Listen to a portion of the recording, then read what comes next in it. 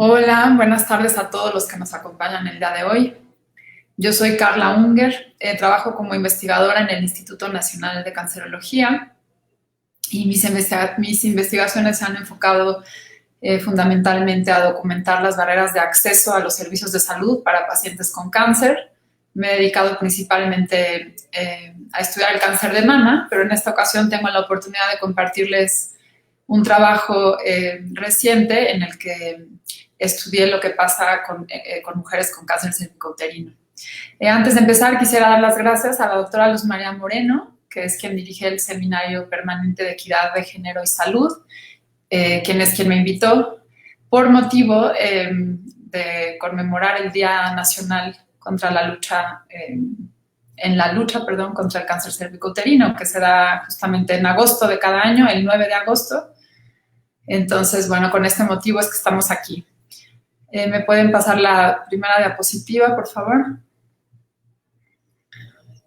Bueno, la Organización Mundial de la Salud hace un par de años, en 2018, declaró que casi que la guerra al cáncer cervicouterino, por así decir, y dijeron, es hora de poner fin a esta enfermedad porque es una enfermedad completamente prevenible.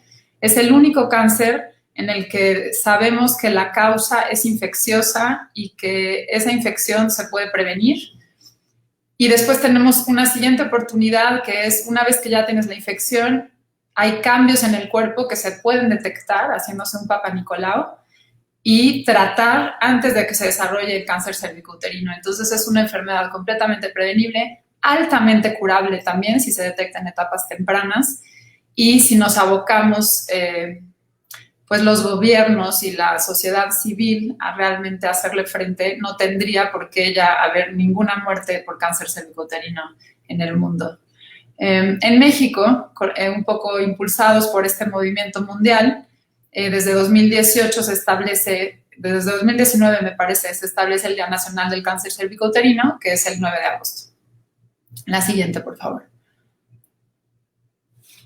Bueno, el cáncer cervicouterino es una enfermedad muy asociada a la pobreza, que es lo que van a poder ver en el mapa que no aparece aún, que Samantha debe de estar batallando ahí en mostrar, donde vemos que se pinta el mapa normalmente de color más oscuro en la parte inferior, que es donde están los países más pobres, ¿no? No lo veo en pantalla, Samantha, el mapa. ¿Sí se ve? Ok. Déjenme verlo aquí al lado entonces.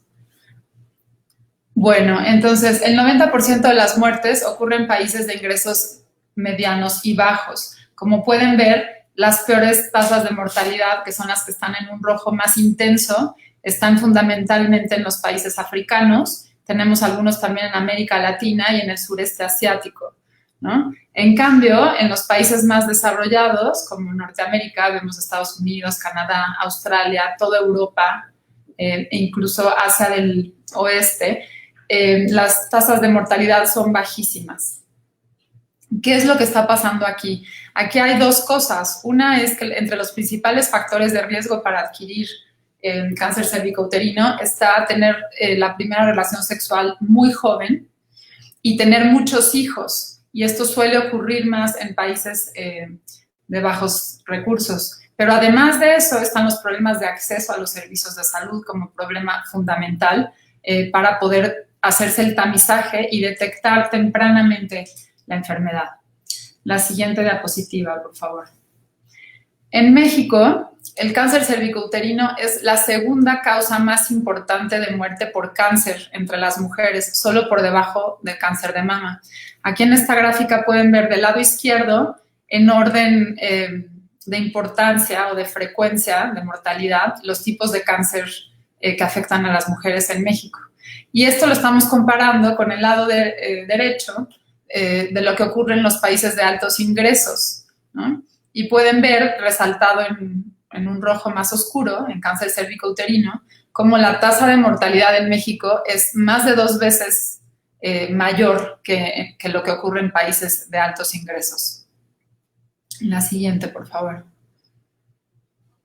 Bueno, vamos a hacer un pequeño paréntesis para hablar de la historia natural de esta enfermedad, que es muy importante para entender cómo en dónde se insertan los resultados de este trabajo, ¿no? Primero voy a explicar la gráfica de arriba, donde vemos las 3 líneas de colores. Entonces, vemos abajito de las 3 líneas de colores una línea negra punteada que refleja la edad, digamos, de las mujeres, ¿no? Entonces, alrededor de los 15 años de edad, más o menos, y en los 10 tardíos, digamos, entre los 15 y los 25 y los 20 tempranos, entre los 15 y los 25 años, suele adquirirse, por primera vez la infección con el virus del papiloma humano, lo cual es por es una enfermedad de transmisión sexual, ¿no? Entonces va muy de la mano con el inicio de la vida sexual activa. Ahora, no todas las mujeres que se enferman de virus del papiloma humano van a desarrollar cáncer, eso ya lo sabemos. Entonces, ahí vemos reflejada la curva, como hay un pico de infección y luego como muchas de estas se van resolviendo solas y no todas se van a desarrollar, se van a convertir en un problema, ¿no? Sin embargo, en aquellas en quienes se desarrollan lesiones premalignas o un precáncer, por así decir, se estima que pasan entre 10 y 15 años para que esto ocurra. Por eso ven la línea morada desfasada ahí como hasta los 20 tardíos, 30 tempranos de las mujeres, ¿no? Y estas lesiones precancerosas, tampoco todas necesariamente se van a convertir en cáncer, pero aquellas que lo hagan, pues requieren otra vez de unos 10, 15 años, excepto en pacientes inmunosuprimidas, en quienes este periodo de tiempo puede ser mucho más corto, ¿no? Por eso en particular están en riesgo los pacientes con VIH, que vemos que otra vez que en África, pues tenemos esas tasas de mortalidad tan altas por virus del papiloma humano. Bueno, entonces, habiendo explicado la historia natural, vemos diferentes medidas que podemos hacer para incidir en cada uno de esos momentos, por así decir. Entonces, en color rosa, del lado izquierdo están las medidas de prevención primaria, que en la actualidad pues ya existe una vacuna contra el virus del papiloma humano que se recomienda aplicar en niñas de entre 9 y 14 años de edad, para evitar que se infecten y desarrollen lesiones premalignas, ¿no? Y de esta manera, pues, prevenir por completo el cáncer cervicouterino.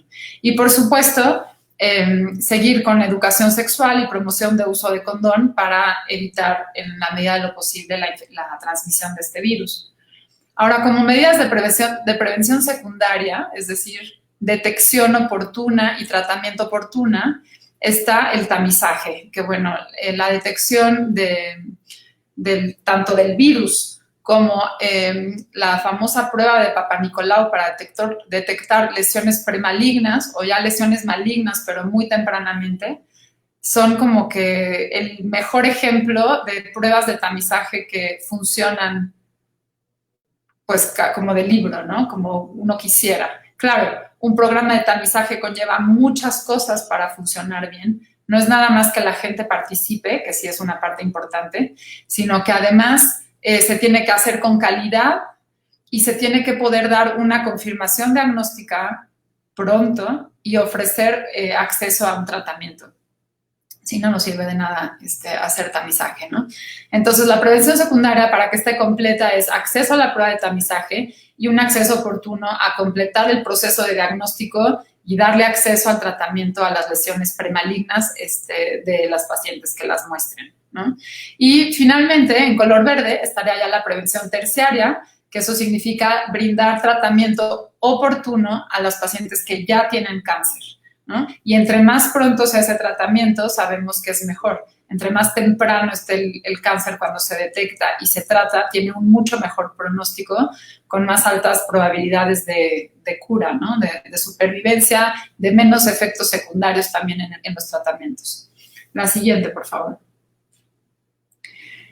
Mucho se ha hecho en México en las últimas décadas para mejorar la mortalidad por cáncer de cervix. Y si se fijan en esta gráfica, que la hice con Globocan, ¿no? Con los datos de la Agencia Internacional para la Investigación del Cáncer, que nos permite modelar este tipo de cosas con base en los datos que reciben de los países, ¿no? Entonces, vemos aquí proyectada la tasa de mortalidad por cáncer de cervix desde los 50 hasta 2016, que eran los últimos datos que se tienen disponibles.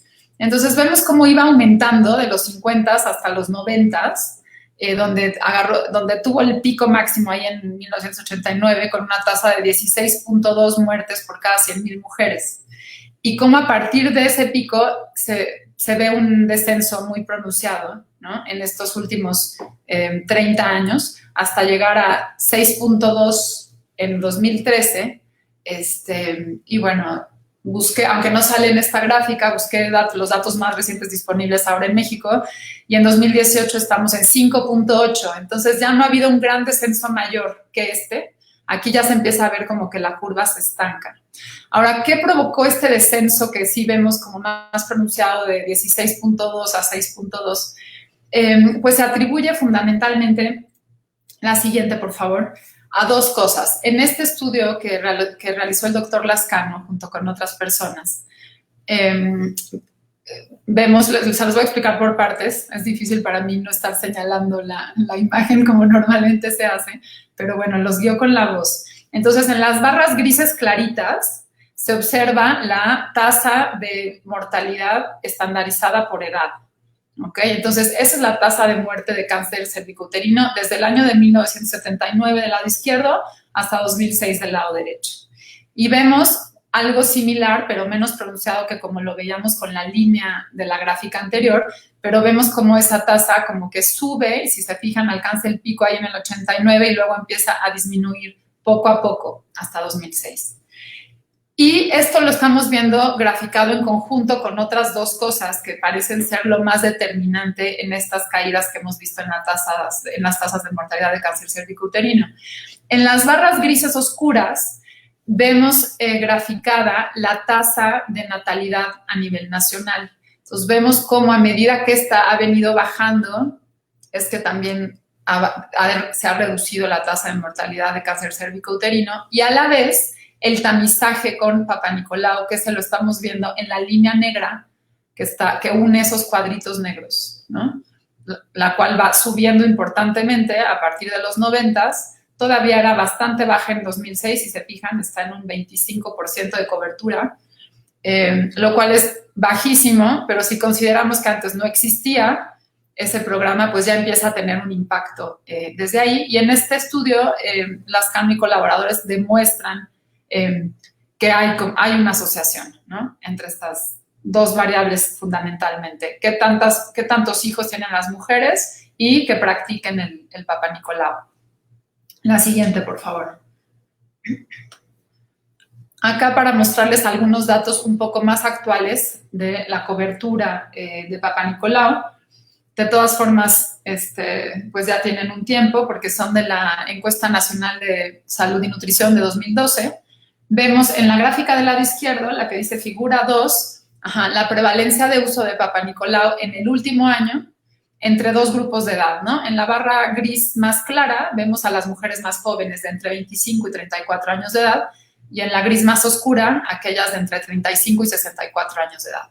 Y vemos cómo la cobertura ha ido aumentando con el tiempo, ¿no? Vemos para el año 2000 que estaba entre 23 y 28% según el grupo de edad, y como ya para 2012 está entre 39 y 48%.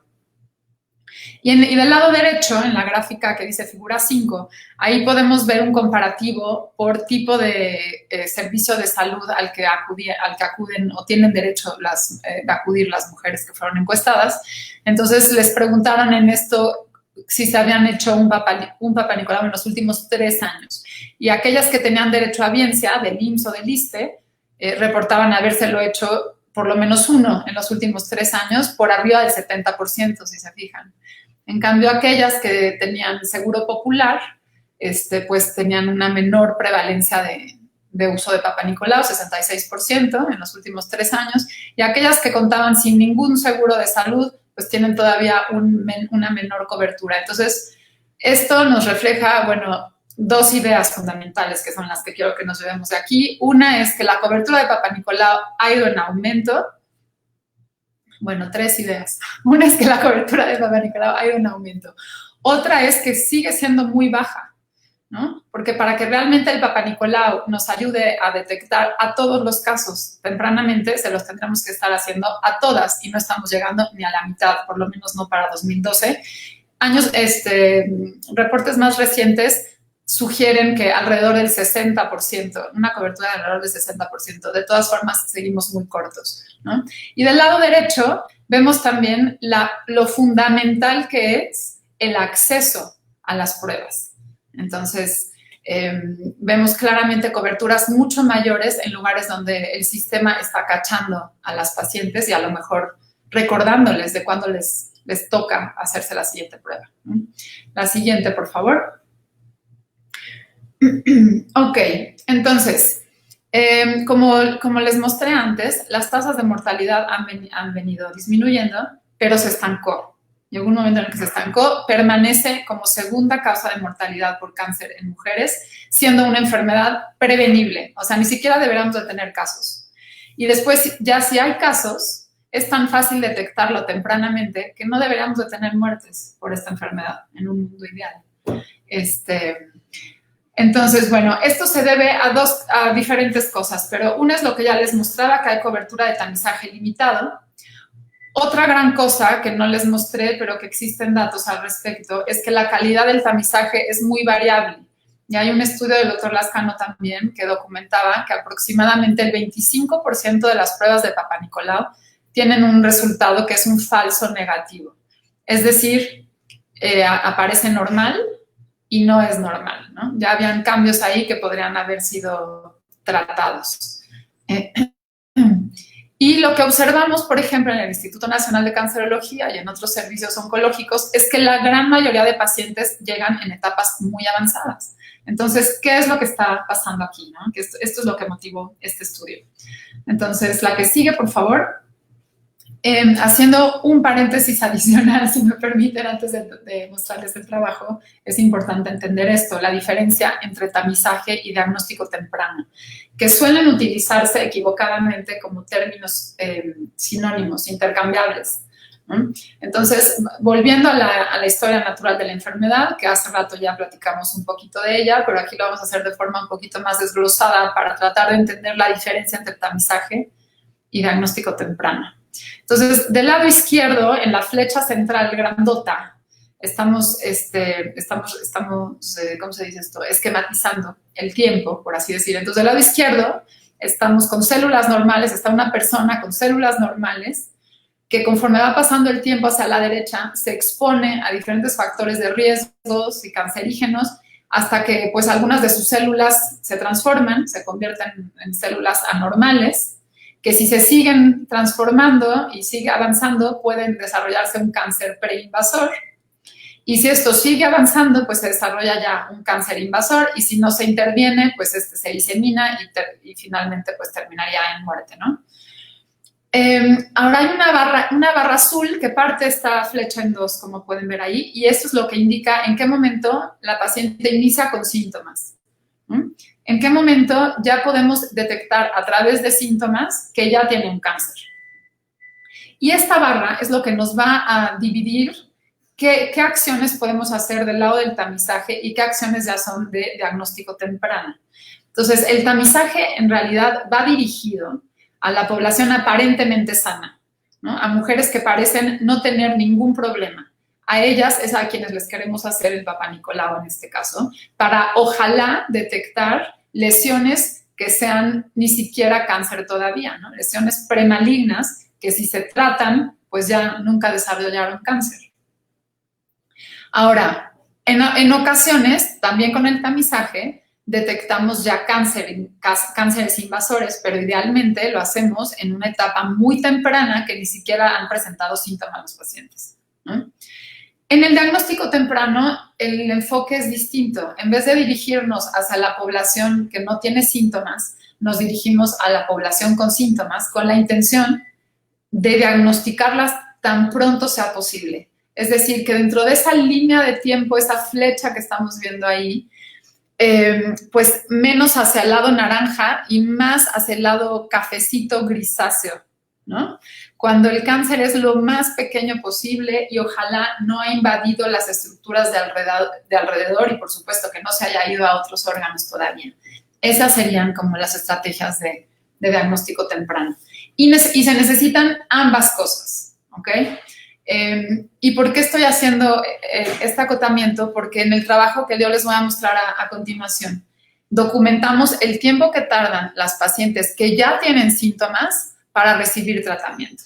Entonces, con los datos que ya les mostré antes, tenemos bajas coberturas de tamizaje, lo cual quiere decir que hay una gran proporción de la población que va a necesitar acudir a buscar atención por síntomas, porque no se está tamizando. Y a esas pacientes con síntomas las queremos cachar lo más pronto posible, ¿no? A la par que queremos que más gente participe en la prueba de tamizaje, pero también tenemos que poder dar entrada a los pacientes que ya presentan síntomas. La siguiente, por favor. Bueno, ¿cuáles son los síntomas de cáncer cervicouterino? Los síntomas que ya pueden presentarse en etapas tempranas son fundamentalmente cambios en el sangrado, ¿no? Ya sea que hay un sangrado irregular, o sea, como que cambios menstruales, o así lo interpretaría la mujer, como de mi menstruación está muy irregular, de pronto me baja antes de lo que me debería de bajar. O en mujeres que ya dejaron de sangrar, que ya están en la menopausia, les empieza un sangrado activo. O pues presentan sangrado justo después de haber tenido relaciones sexuales. Y también puede aparecer descarga vaginal más abundante de lo habitual y en ocasiones con mal olor. Ahora, en etapas avanzadas, ya las pacientes pueden reportar mucho dolor en la espalda baja, en la pelvis y en la parte alta de la pierna, y es un dolor persistente que no se quita, ¿no? Ya nos está hablando de que el cáncer está invadiendo las estructuras de la pelvis y de las vértebras y los nervios. Pueden presentar también pérdida de peso, sobre todo si no es explicable, eso siempre nos debe alertar a los médicos de la posibilidad de algún cáncer. Sentirse muy cansadas, ¿no? Con fatiga, pérdida de apetito y ya descarga vaginal, que suele ser de muy mal olor y una incomodidad vaginal constante. Y ya hasta se pueden inflamar una o las dos piernas. Aquí ya estamos hablando de etapas mucho más avanzadas. ¿Okay? La siguiente, por favor. Entonces, ¿qué es lo que quisimos hacer en este estudio? El objetivo de este estudio fue documentar los tiempos de atención que viven, que experimentan las pacientes con cáncer cervicouterino, cuál es la forma más frecuente en que se presentan, cuáles han sido sus prácticas de tamizaje y sobre todo qué servicios de salud utilizaron antes de llegar al servicio oncológico. Es decir, cuál fue como su experiencia pues de estar tocando a la puerta para que el sistema las cachara. ¿Y cómo obtuvimos estos datos? Pues encuestamos a los pacientes, aplicamos un cuestionario estructurado a través de entrevistas cara a cara y además revisamos los expedientes clínicos de todas las pacientes encuestadas. En total, entrevistamos a 432 pacientes que fueron diagnosticadas con cáncer cervicouterino en uno de estos dos hospitales, que son los dos principales hospitales públicos para pacientes con cáncer en la Ciudad de México, que son el Hospital General de México, Eduardo Liceaga, y el Instituto Nacional de Cancerología. Ahora, cabe destacar que ambos hospitales reciben pacientes no solo de la Ciudad de México, sino de toda la zona metropolitana y de estados vecinos, ¿no? Incluso a veces reciben pacientes de más lejos, pero en general Ciudad de México, Estado de México y algunos otros estados del centro y sur. La que sigue, por favor. Entonces, estas son las características de las participantes en nuestro estudio. La edad promedio fue de 50 años, con la paciente más joven de 22 años y la mayor de 84 años. Entonces, aunque si recuerdan, hace rato les mostraba que se transcurren aproximadamente entre 10 y 15 años para que una paciente desarrolle lesiones premalignas y luego otros tantos años para que desarrolle cáncer, pues siempre puede haber variantes que hagan que esto progrese mucho más rápido, ¿no? Entonces aquí vemos cómo puede ocurrir incluso en los 20 tempranos, ¿no? Como esta chica de 22 años. Bueno, aquí podemos ver en qué estado vivían estas pacientes al momento de la entrevista y vemos que más o menos un tercio residía aquí en la Ciudad de México, otro tercio en el Estado de México y aproximadamente otro tercio en otros estados, ¿no? En cuanto al alfabetismo, pues podemos ver que en general son una población de baja escolaridad, donde solo el 16% estudió más que la secundaria. En cuanto a la ocupación, la mayoría de ellas son amas de casa, solo el 23% reportaban tener un trabajo, y también suelen ser de bajos recursos socioeconómicos. La que sigue, por favor. Bueno, aquí del lado izquierdo puse la forma en que se presentaron, la forma en que detectaron el problema. Y vemos como casi el 85% de ellas lo hizo porque presentaba síntomas en vez de como tamizaje. A mí en lo personal este resultado me impresionó mucho porque se ha hecho tanto esfuerzo en esto del tamizaje que uno esperaría pues que le llegaran muy pocas pacientes sintomáticas, ¿no? Y que más bien llegaran porque tienen un Papá Nicolau anormal. Y pues no, desgraciadamente vemos que esto está todavía pues muy lejos de ocurrir. Y del lado derecho pues vemos las etapas clínicas, lo cual pues tiene mucho que ver con que se presentan de forma sintomática, ¿no? Vemos que solamente alrededor del 23% de las pacientes están siendo diagnosticadas en las etapas más tempranas en las que las quisiéramos estar detectando. Bueno, si es que las detectáramos con cáncer cervicouterino, porque quisiéramos incluso detectarlas antes, ¿no? Cuando tienen lesiones premalignas y las podemos tratar y que ni siquiera hubiera cáncer cervicouterino. Pero digamos que dentro de las que tienen cáncer y que ya a lo mejor hubieran síntomas, quisiéramos que estuvieran máximo en etapas localizadas, que está ahí en color verde, y en cambio lo que vemos es que la gran mayoría está en etapas localmente avanzadas, que está ahí en rojo, y bueno, algunas ya con enfermedad metastásica, es decir, que ya la enfermedad se fue a otros órganos. La siguiente, por favor. Estos son los tiempos de atención que documentamos en estas pacientes. Hasta arriba, en la barra roja, pueden ver el tiempo que va entre que la paciente detecta el primer síntoma y el inicio del tratamiento ya para cáncer. ¿Ok? Y los numeritos que están viendo ahí son medianas y entre paréntesis la percentila 25 y luego la percentila 75. Entonces, explico un poco más para aquellos que no que nos están escuchando pues por divulgación o qué sé yo. La mediana es un valor que nos parte a la mitad a la muestra. Quiere decir que el 50% de nuestra muestra tardó menos de 7.9 meses y la otra mitad de nuestra muestra tardó más de 7.9 meses en recibir atención. Y la percentila 25, que está adentro del paréntesis, el primer numerito, que es 4.7, significa que solo el 25% de las pacientes tardaron menos de 4.7 meses en recibir atención. O, si lo quieren ver al revés, que es más impresionante, 75% de las pacientes reciben atención después de 4.7 meses de haber empezado con los síntomas, lo cual es pues muchísimo tiempo bajo cualquier estándar internacional. Y bueno, analicemos un poquito más antes de discutir eso.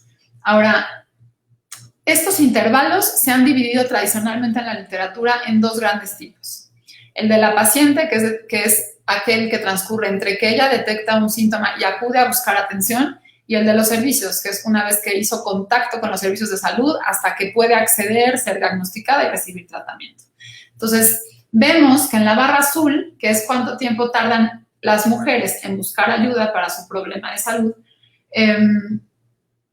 vemos que la mediana, de hecho por eso ni siquiera está ahí, la mediana fue de 0 días, o sea, ellas decían que iban luego, ¿no? Tenemos la percentila 25, perdón, no días, meses. La percentila 25 la tenemos en 0.2 meses, es decir, 25% de las pacientes tardan menos de una quinta parte de un mes, ¿no? Es decir, menos de 6 días, ¿ok?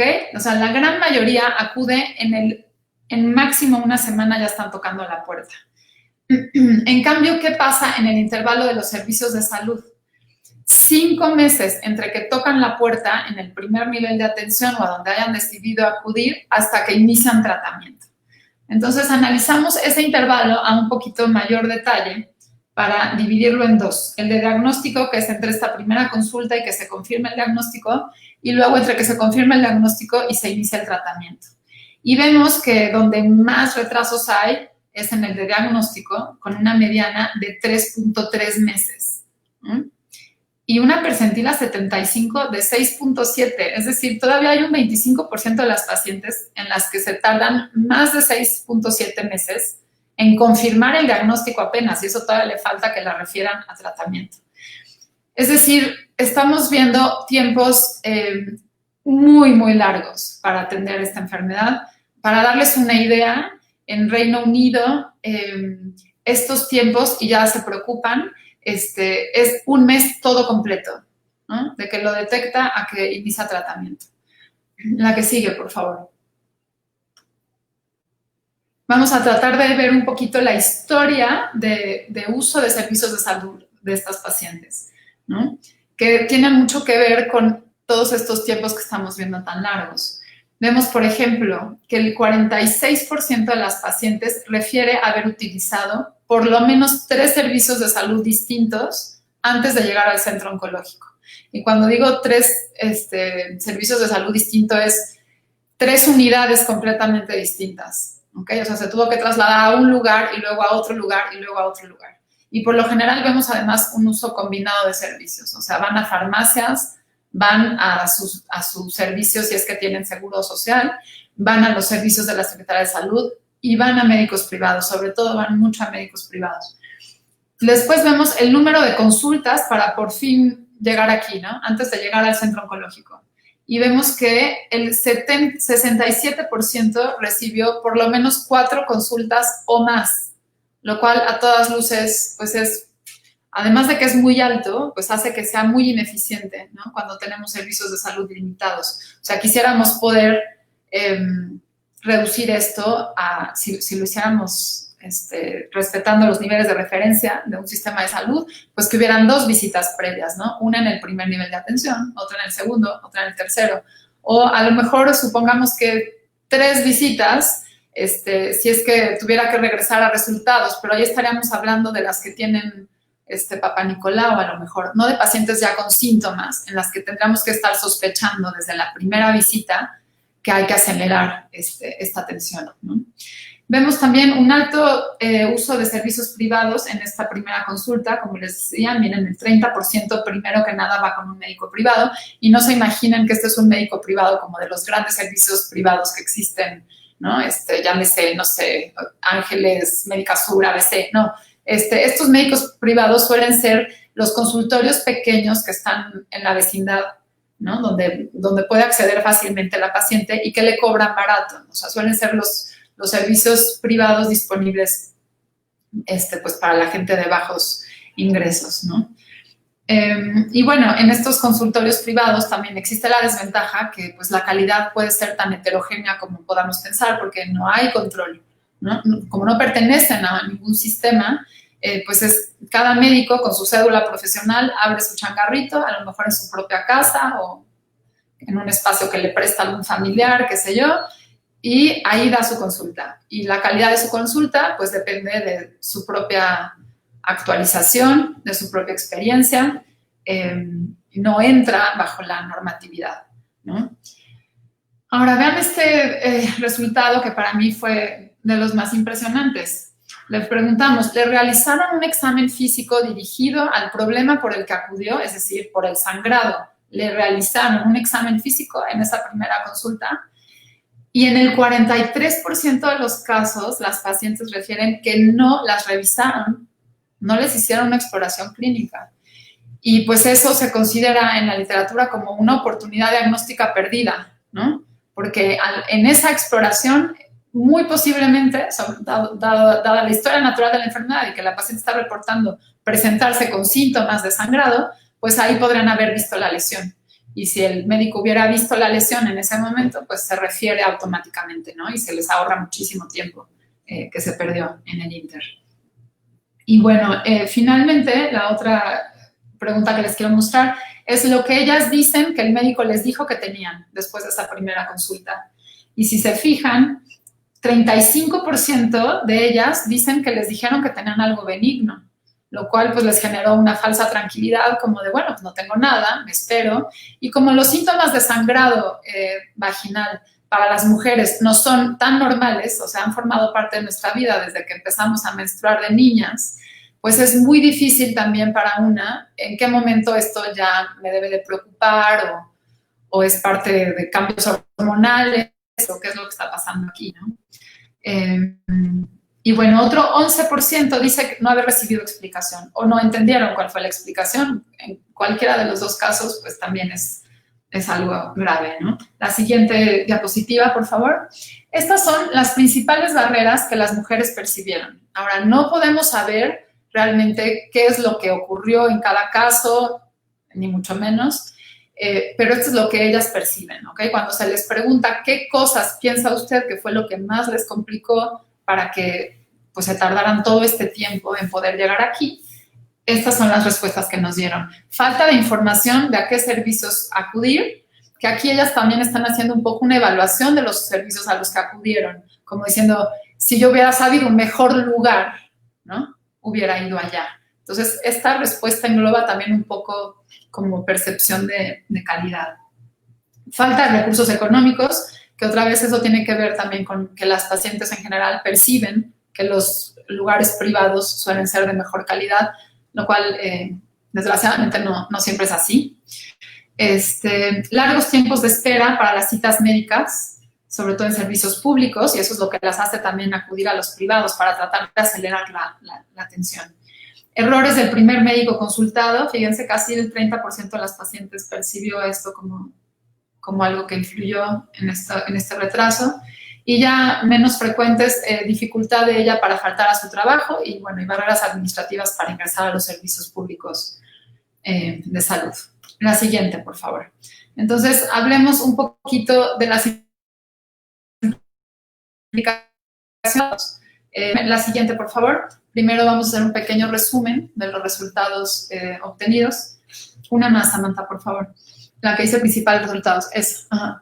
Bueno, entonces lo que les mostré es, primero, la mayoría de pacientes se presenta por síntomas. Entonces, por supuesto que es un problema pendiente el tamizaje, pero también tenemos que ver qué hacer para cachar a todas estas pacientes que están llegando por síntomas. Son como medidas al paralelo.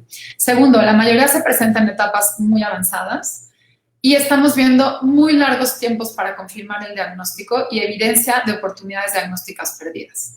No tengo forma de poder evaluar la calidad de las consultas que recibieron esas pacientes, porque cada quien recibió una consulta en un lugar distinto, ¿no? No tenemos pues un sistema único de salud, ni un expediente único que podamos revisar, pero por lo que ellas narran, evidentemente parecen haber oportunidades diagnósticas perdidas. Uno, porque ellas nos dicen que les dieron un diagnóstico benigno, pero otro porque nos cuentan que no las exploraron, ¿no? En las primeras consultas. En resumen, lo que aquí parece estar ocurriendo es que hay problemas de acceso oportuno para el diagnóstico y para el tratamiento. La que sigue, por favor. Para el control del cáncer, la Organización Mundial de la Salud considera 6 dimensiones fundamentales. Y el diagnóstico temprano es una de estas 6. La pueden ver allá arriba, circulada con más oscuro, en negro, ¿no? Y por alguna razón suele ser como olvidada. Por lo menos en nuestro país ha sido dejada bastante de lado. Como que le hemos metido mucho al tamizaje en los últimos años, al tratamiento, al acceso al tratamiento. Con la creación del Seguro Popular hace unos años se dio acceso al tratamiento de cáncer cervicouterino sin costo para las mujeres, ¿no? Ahora, pues ya no está el Seguro Popular, pero de todas formas el tratamiento sigue estando cubierto ya para todas, ya no tiene nada, no solo para las derechohabientes, ¿no? Y también se ha tratado de hacer mucho esfuerzo en prevención, pues ahí están las vacunas para las niñas, también creo que hay diferentes problemas de acceso, no me voy a meter ahí, y se ha metido muchísimo a tamizaje, pero ha faltado esta parte del diagnóstico temprano, que es fundamental además para que el tamizaje se complete y tenga su beneficio completo. La siguiente, por favor. ¿Y a qué me refiero con esto de diagnóstico temprano? La Organización Mundial de la Salud sugiere 3 grandes componentes para lograr diagnósticos y tratamientos tempranos. Uno es concientizar a la población para que conozca los síntomas de la enfermedad, para que busque atención pronto y para que sepa a dónde buscar atención. El segundo es que tenemos que tener personal de salud en la primera línea muy fuertemente formado, que pueda sospechar rápidamente, tener pruebas de calidad, ¿no? Que todos los papanicolaos que se realicen con tan alta calidad que tengamos la certeza de que el resultado es real, ¿no? Y lo último, que será el paso 3, es el acceso. ¿Cómo hacemos para que este diagnóstico se haga rápido y la referencia sea muy acelerada para que estas pacientes reciban tratamiento lo más pronto posible? La última diapositiva, por favor. Entonces, con esto termino. Regreso a esta diapositiva que les mostraba al inicio de cuáles son las medidas que se tienen que hacer, pues que ya se conocen, ¿no? Para cáncer cervicouterino. De todas estas ya hacemos en México, o sea, están las vacunas, hacemos educación sexual, promoción del uso del condón, tamizaje, diagnóstico y tratamiento de las lesiones premalignas, tenemos el tratamiento. ¿Qué es lo que nos está faltando? Nos está faltando acceso y calidad, sobre todo en estos dos niveles, ¿no? En prevención secundaria y prevención terciaria. ¿Cómo hacemos para que las pacientes todas tengan acceso a pruebas de tamizaje de calidad? Y con eso erradicaríamos el cáncer cervicouterino a futuro. Claro, si además estamos vacunando y eventualmente todas están vacunadas, pues ni siquiera no va a importar tanto el tamizaje algún día, pero falta mucho para eso. O sea, mientras tanto, tenemos que seguirnos tamizando para detectarlo tempranamente y tratarlo antes de que sea cáncer cervicouterino. Donde está viendo el hueco claramente, que mostramos aquí, es cómo hacemos para que estos diagnósticos y estos tratamientos sean rápidos, mucho, mucho más rápidos. Es la única manera en que creo yo que esa mortalidad que está estancada ahora siga disminuyendo.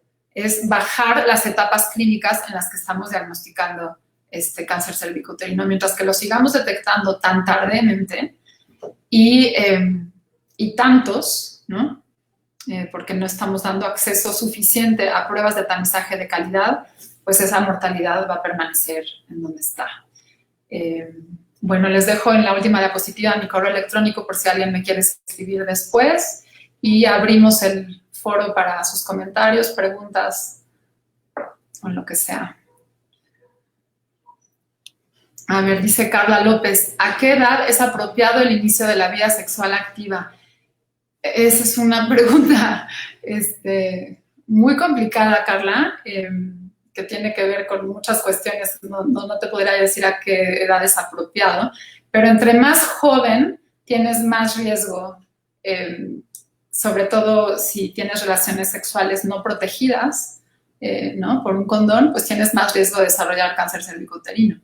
Y entre más hijos tengas también, como que esas dos cosas juntas, también el tabaquismo, todas esas cosas juntas hacen que se crea un como microambiente propicio en el cérvix para que se aloje el virus del papiloma humano y que con el tiempo estas células se puedan transformar. Dice Belu Cabezas, ¿se puede vacunar una niña de 15 años si sigue siendo virgen? Según tengo entendido, sí. La cosa es, pregúntale a tu pediatra, ¿no? No sé si entra en el esquema de vacunación todavía público, pero si no, pregúntale a tu pediatra y a lo mejor en la privada se puede. ¿En qué instituciones se puede realizar el diagnóstico temprano? ¿Qué es esto de ENA Niño Calixto, facultad de... Ya. Estás en la Facultad de Psicología de la UNAM, ENA Calixto. ¿En qué instituciones se puede realizar el diagnóstico temprano? No es así, o sea, el diagnóstico temprano es como todo un proceso de medidas, a lo mejor no fui tan clara, que son las instituciones de salud, que ya están. O sea, no es que tengamos que crear una nueva institución, sino que no lo estamos pudiendo hacer bien. O sea, en teoría, una persona tendrá que ir a su servicio de salud de atención primaria, el que fuera, ya sea IMSS, ISSSTE, Secretaría de Salud, el que sea. Y con un Papá Nicolau se debería de hacer correctamente. Si es anormal, se le debería hacer una colposcopía y se le toma una biopsia. Se confirma que tiene cáncer, se refiere al centro oncológico donde se le pueda dar este tratamiento. Entonces, pues todas las instituciones de salud lo tendrían que realizar adecuadamente. Aquí lo que está faltando es que los procesos con los que se hacen funcionen con calidad y con rapidez.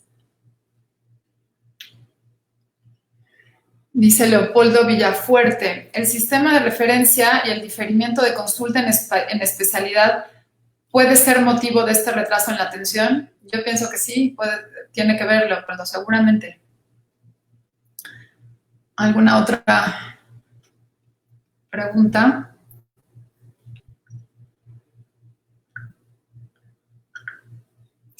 Dice Ana María Carrillo, en todo el mundo, incluso en los países desarrollados, la pandemia de COVID-19 está provocando menor solicitud de servicios de salud. ¿Qué estrategia se está sugiriendo para evitar el agudizamiento de la búsqueda tardía de ayuda en cáncer cervicouterino? Muy bueno. Se corta aquí, Samantha. ¿Cómo podemos ver qué más escribió Ana María? Bueno, se está sugiriendo, ¿quién? ¿Yo o en conjunto?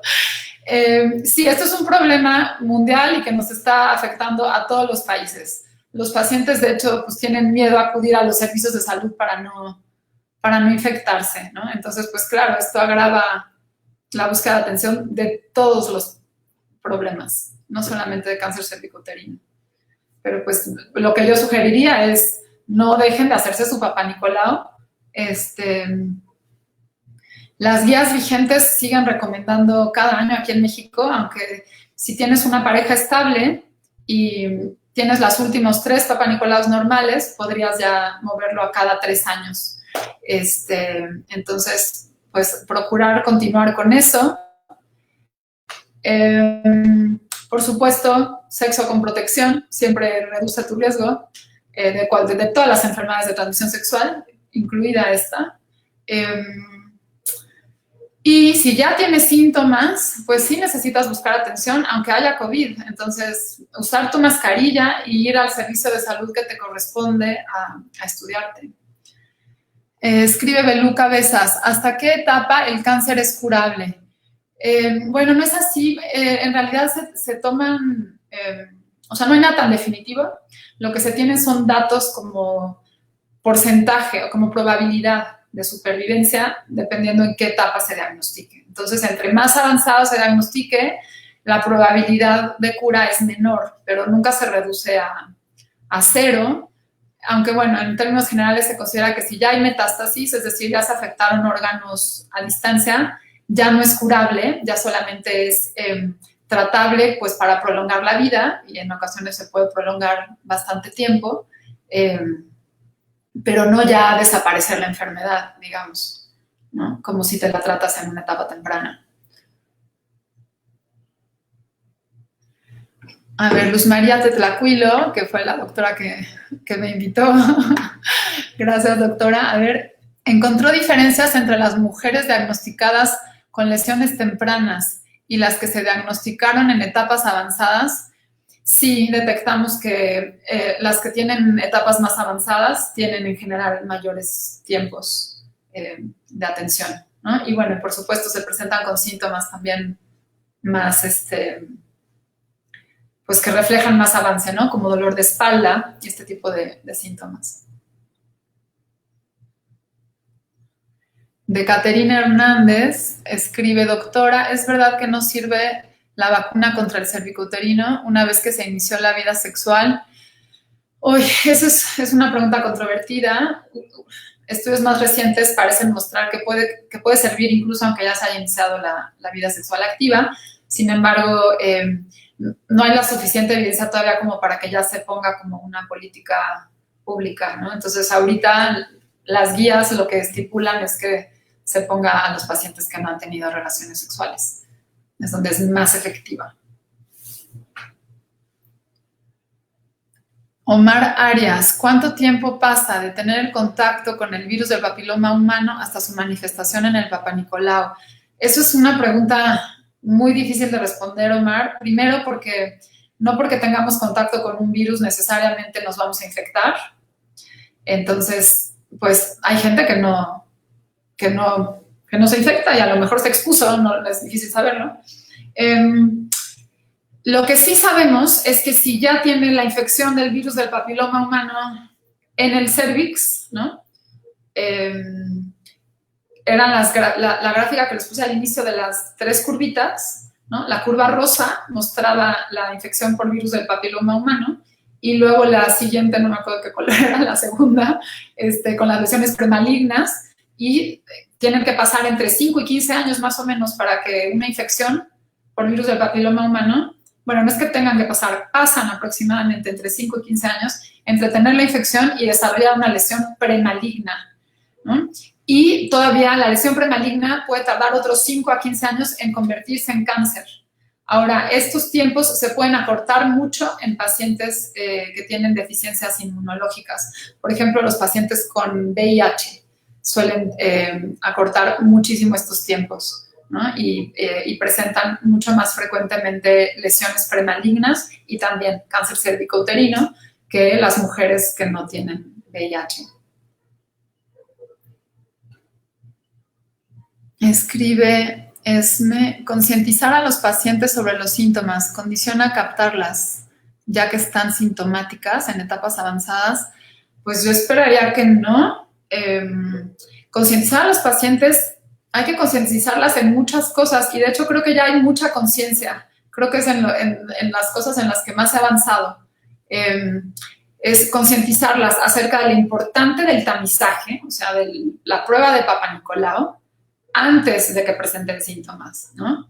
Pero también es importante concientizarlas acerca de que existen síntomas para los cuales hay que buscar atención, sobre todo en términos de estos síntomas que suelen ser, como decía hace rato, tan normales a lo largo de la vida de una mujer que pues es difícil que uno se preocupe por eso, ¿no? A lo mejor si empiezas con sangrado en la menopausia, ya que llevas varios años de haber dejado de menstruar, pues sí te vas a preocupar más. Pero si eres alguien que estás en vida menstrual todavía activa, pues a lo mejor lo tomas como cambios hormonales y también para los médicos puede ser difícil de diagnosticar. Ahora, esto me lleva a pensar en otra idea, por ejemplo, en lo que han hecho en otros países. Por ejemplo, en Inglaterra, se dieron cuenta que esto de los síntomas en cáncer es muy importante, ¿no? Porque muchos de los pacientes con cáncer, no solo cervicouterino, todos los cánceres, se presentan por síntomas y no por tamizaje como quisiéramos, ¿no? Tampoco hay tamizaje para todos los cánceres. Pero bueno, muchos se presentan por síntomas. Entonces, lo que allá hicieron fue hacer todo un manual de todos los síntomas que potencialmente pudieran estar relacionados con cáncer. Y capacitaron a todos sus médicos generales que están en primer nivel de atención de si un paciente te llega con tal y tal y tal síntoma, lo refieres de volada a tal parte. Tienen una cosa que se llama el 2-week wait, que es en menos de 2 semanas tiene que estar en un servicio oncológico, donde lo que van a hacer es descartar que sea cáncer. Si no es cáncer, se lo regresan al médico general para que le busque la otra causa. Pero si es cáncer, pues ya lo cacharon, lo diagnostican rápido y le dan acceso a tratamiento de inmediatamente.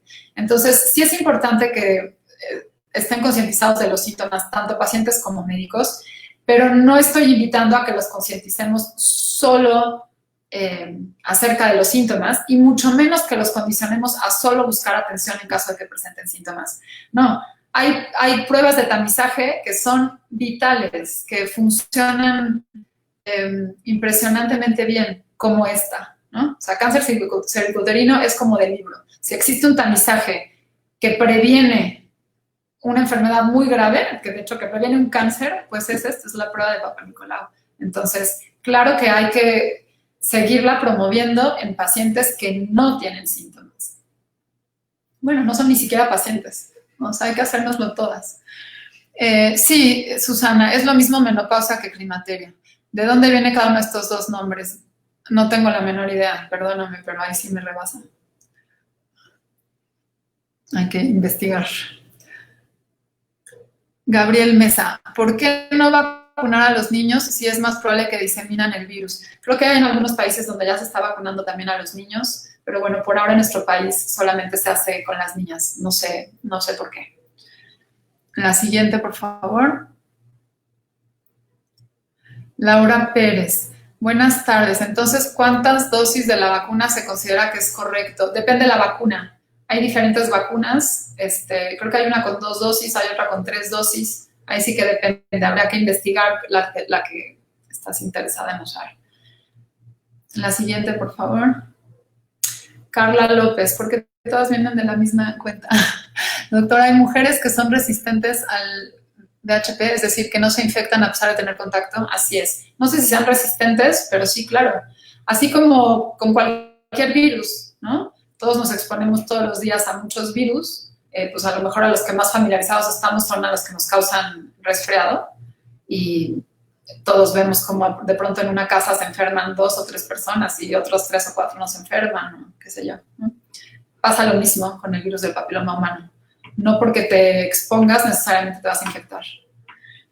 Belu Cabezas, ¿el sangrado postcoital puede ser síntoma de otras enfermedades o solo por el cáncer cervicuterino? No, sí puede ser síntoma de otras enfermedades. Hay que estudiarlo, pero también puede ser del cáncer cervicuterino. Siguiente. Luz María, otra vez, además de mejorar los servicios de salud, también sería necesario incorporar la perspectiva de género en la educación sexual para erosionar los tabúes sobre la sexualidad. Completamente de acuerdo. Seguramente que alguien con más conocimiento de los temas de género les daría una visión como más integral. Pero lo que yo puedo ver fundamental, por ejemplo, en muchas de las pacientes que entrevistamos, y también con mujeres que he trabajado en la comunidad, es que es muy frecuente, sobre todo en las mujeres de baja escolaridad, que no están tan empoderadas, por así decir, hay pues como una falta de negociación cuando se lleva a cabo temas de sexualidad, ¿no? Una falta de negociación absoluta con la pareja, donde el machismo se sigue, pues no sé, como rigiendo de forma absoluta, se va a tener relaciones sexuales cuando el hombre quiera y de la forma que él quiera, entonces si no quiere usar condón, no lo usa, o si quiere no nada más no usar condón, sino pues andar con otras mujeres y luego viene a la casa e infecta a la mujer, o inclusive hemos visto cosas como que les prohíben a las mujeres ir a ver al médico para hacerse el Papá Nicolau, porque como un médico hombre les va a ver los genitales, ¿no? Entonces, por supuesto que incorporar esta perspectiva de género y empoderar a las mujeres ayudaría muchísimo a mejorar tanto el uso del Papá Nicolau como a reducir el riesgo de infectarse por virus del papiloma humano y otras enfermedades de transmisión sexual cuando la mujer está empoderada para decir qué cosas sí y qué cosas no acepta en su sexualidad, ¿no? En la práctica de su sexualidad. Creo que tenemos tiempo, si acaso, para una pregunta más. O no sé si ya es tiempo, permítanme que me escriban. Se terminaron las preguntas. Ok, entonces podemos concluir aquí. Muchas gracias a todos por habernos acompañado y gracias por sus preguntas.